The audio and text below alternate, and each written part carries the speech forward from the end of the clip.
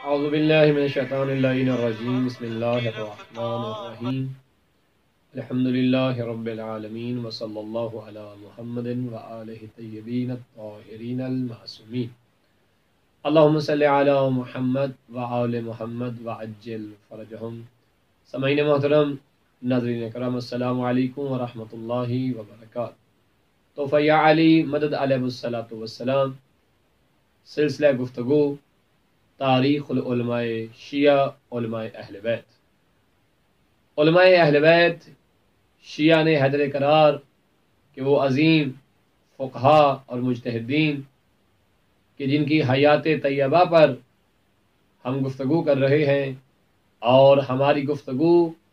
اپنے 8ویں مرحلے میں داخل ہوئی ہے، اور زمانے کے اعتبار سے ہم غیبت صغرا پر گفتگو کر رہے ہیں۔ نائب اول کی حیات پہ ہم نے گفتگو کی اور وہاں روایات بھی بیان کی کہ ائمہ معصومین علیہ السلام نے نائب اول امام زمان حضرت عثمان ابن سعید ان کے متعلق جو روایات تھیں، ائمہ معصومین علیہ السلام کے جو ارشادات تھے، وہ اپنے ناظرین اور سامعین کی خدمت میں پیش کیے۔ آج کی گفتگو جو ہے وہ ہماری دوسرے سفیر جناب حضرت محمد ابن عثمان ابن سعید العمری کے متعلق ہے،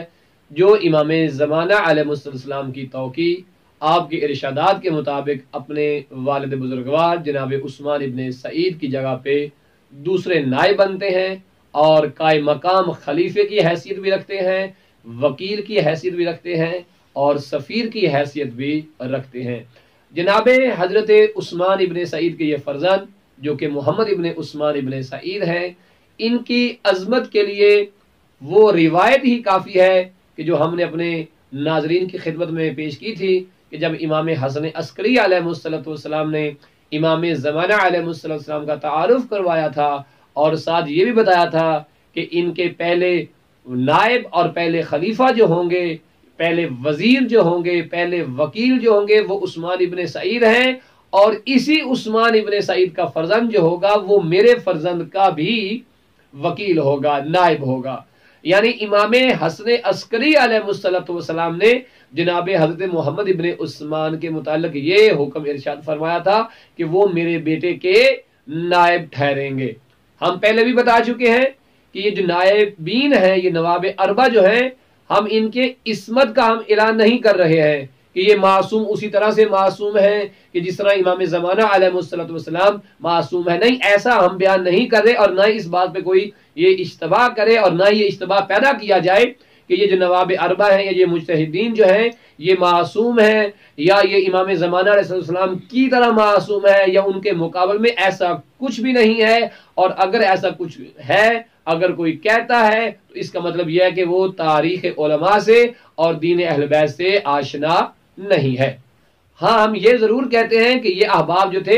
یہ معتمد تھے امام کے، اور امام کے ارشادات جو ہیں ان کے بارے میں جو متعدد دفعہ آپ نے ارشاد فرمائے ہیں، ان سے یہ ثابت ہوتا ہے کہ یہ کوئی عام لوگ نہیں تھے بلکہ منتخب شدہ لوگ تھے، اور یہ امام کے معتمد اور امام کے نزدیک ثقہ لوگ تھے۔ خوب، اس کے بعد جناب حضرت محمد ابن عثمان کی عظمت کے لیے یہ کافی ہے کہ امام حسن عسکری علیہ السلام نے اپنے بیٹے کا نائب قرار دیا، اور اس کے بعد وہ توقیع، وہ امام زمانہ علیہ السلام کا خط کہ جو جناب عثمان ابن سعید کی وفات کے متعلق تعزیت نامہ وہ جو امام نے ارسال کیا تھا، امام نے بھیجا تھا جناب محمد ابن عثمان کے متعلق، وہ بہت خوبصورت جملے اس کے اندر موجود ہیں کہ امام فرماتے ہیں کہ ہم بھی غمزدہ ہیں اور تم بھی غمزدہ ہو۔ اس مصیبت میں جتنا تیرے اوپر یہ مصیبت اثر کر رہی، اتنا یہ مصیبت ہمارے ساتھ بھی تعلق جو ہے وہ رکھتی ہے۔ اور پھر امام نے جناب محمد ابن عثمان کی عظمت بیان کرتے ہوئے یہ جملہ ارشاد فرمایا کہ تیرے باپ کا چہرہ پروردگار روشن کرے، وہاں اسے خوشی عطا فرمائے، اور تیرے باپ کی یہ خوش بختی ہے، خوش نصیبی ہے تیرے باپ کی کہ تیرے باپ کو پروردگار نے تجھ جیسا فرزند عطا کیا ہے۔ امام زمانہ علیہ السلام کا اپنے دوسرے نائب کے متعلق یہ کہنا کہ تیرے باپ کی یہ خوش بختی ہے کہ کہ پروردگار نے تجھ جیسا اسے بیٹا عطا کیا ہے۔ یہ جملہ امام کا بتاتا ہے کہ اللہ کی بارگاہ میں، ائمہ معصومین کی بارگاہ میں جناب محمد ابن عثمان ابن سعید العمری جو ہے، ان کا مرتبہ اور ان کا معیار ہے۔ اور پھر امام زمانہ علیہ الصلوۃ والسلام کی ولادت کے متعلق بھی جملہ ملتا ہے کہ جس سے جناب حضرت محمد ابن عثمان ابن سعید العمری کی عظمت کا ہم اندازہ لگا سکتے ہیں کہ جب امام زمانہ علیہ الصلوۃ والسلام کی ولادت باسعادت ہوتی ہے، دشمن ہر طرف سے جاسوسی کر رہا ہے اور انتہائی خلوت میں اور انتہائی اہتمام کے ساتھ جو ہے یہ ولادت ہوتی ہے، اور اکثر لوگوں کو پتہ نہیں ہوتا کہ امام زمانہ علیہ الصلوۃ والسلام دنیا میں تشریف لے آئے ہیں۔ لیکن اس وقت ایک روایت موجود ہے جس کا میں متن بھی آپ کی خدمت میں عرض کرتا ہوں کہ محمد ابن خیلان اپنے والد سے اور وہ غیاث ابن اسد سے نقل کرتے ہیں کہ میں گواہی دیتا ہوں کہ جو کچھ میں کہہ رہا ہوں ان باتوں کو میں نے محمد ابن عثمان ابن سعید سے سنا ہے۔ اور وہ فرماتے ہیں کہ جب امام زمانہ علیہ الصلوۃ والسلام کی ولادت باسعادت ہوتی ہے تو اس وقت میں موجود تھا اور میں نے دیکھا کہ امام زمانہ علیہ السلام کی جب ولادت ہوتی ہے تو آپ کے چہرہ مبارک سے ایک ایسا نور نکلتا ہے، ایک ایسی روشنی نکلتی ہے کہ جو آسمانوں کو روشن کر دیتی ہے۔ اور اس کے بعد امام علیہ السلام قرآن کی اس آیت کو تلاوت کرتے ہیں کہ جس میں پروردگار نے خود اپنے وحدہ لا شریک ہونے کی گواہی دی ہے۔ سورہ آل عمران کی وہ آیت نمبر 18 ہے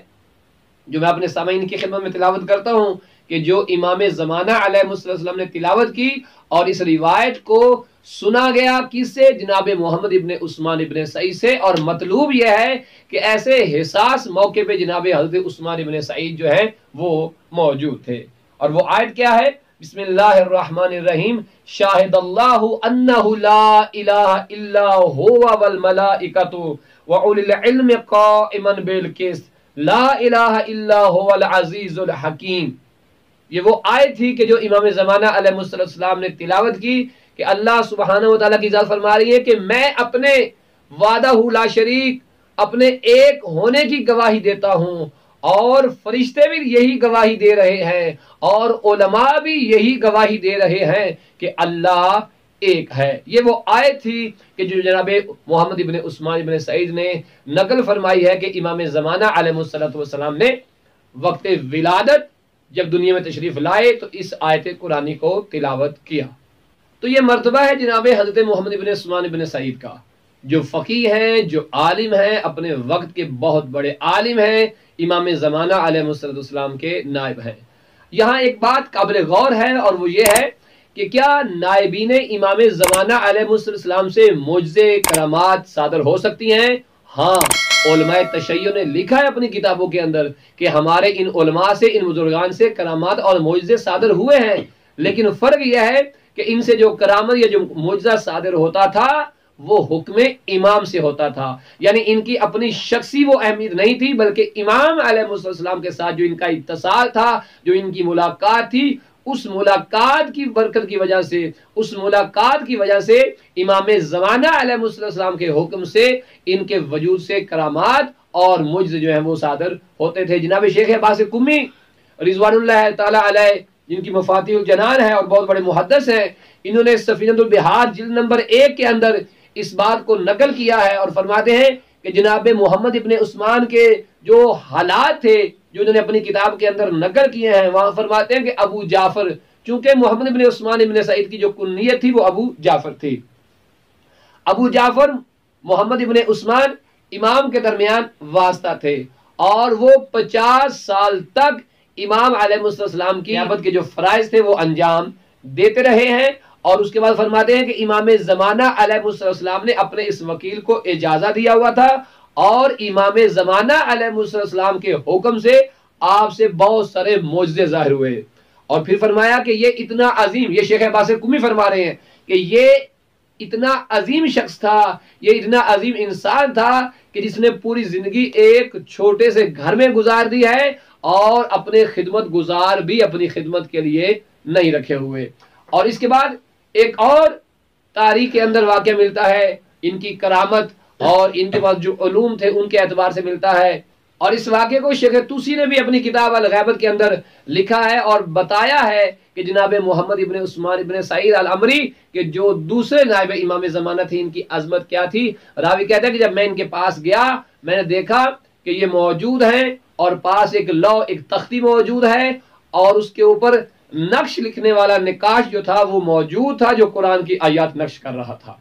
اور اقوال معصومین علیہ السلام کو بھی لکھ رہا تھا۔ تو میں نے پوچھا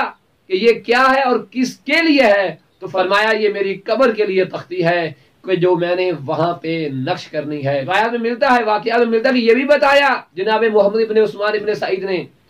کہ میں بہت جلد دنیا سے رخصت ہو جاؤں گا،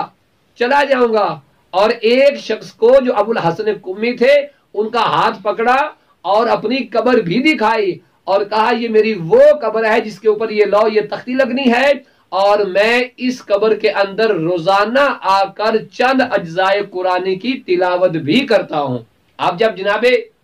محمد ابن عثمان ابن سعید دنیا سے رخصت ہوتے ہیں تو جو دورانیہ انہوں نے بتایا تھا اپنی موت کے متعلق بے عین ہی وہی درست ثابت ہوا۔ یعنی اتنے عظیم انسان تھے کہ جن کے رخصت ہونے سے پہلے ہی انہوں نے اپنی موت کی خبر دے دی اور بتا دیا کہ میں نے کہاں دفن ہونا ہے اور کب میری موت واقع ہونی ہے۔ یہ کوئی عام شخصیت نہیں تھی، بہت عظیم شخصیت تھی کہ جن کی عظمت امام حسن عسکری علیہ السلام نے بھی بیان کی اور امام زمانہ نے بھی بیان کی، اور امام زمانہ علیہ السلام نے ان کو اپنا دوسرا نائب قرار دیا۔ سامعین محترم، چونکہ ہماری گفتگو تاریخ علماء پہ ہو رہی ہے تو غیبت صغریٰ میں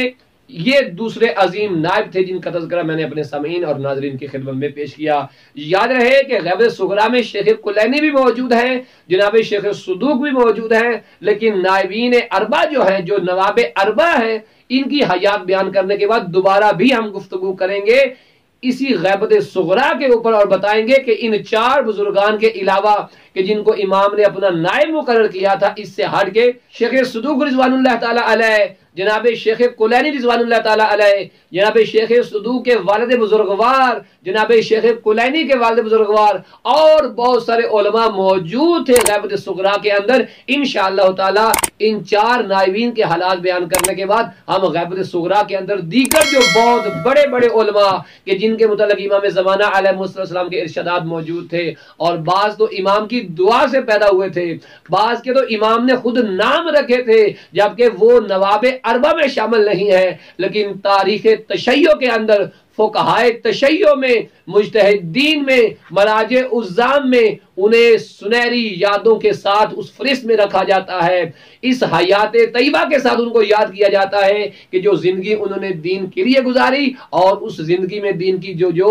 انہوں نے خدمتیں کی۔ انشاءاللہ تعالی وہ بھی گفتگو جو ہے ہماری غیبت صغریٰ کے اندر ہی آئے گی، لیکن چار نائبین کی حالات زندگی بیان کرنے کے بعد انشاءاللہ اگلی گفتگو ہماری ہوگی تیسرے نائب کے اوپر بشرط زندگی، اس امید کے ساتھ کہ آپ تمام لوگوں کے لیے یہ معلومات انشاءاللہ تعالی اس پرفتن دور میں فائدہ مند ثابت ہو رہی ہوں گی، تاکہ ہمیں اپنے علماء، اپنے مجتہدین کی سیرت، ان کی حیات اور ان کا امام کے ساتھ جو تعلق تھا اس کے بارے میں آگاہی حاصل ہو سکے۔ اپنا بہت سارا خیال رکھیے گا اور اپنی دعاؤں میں یاد رکھیے گا۔ وصلی اللہ علی محمد و آل محمد۔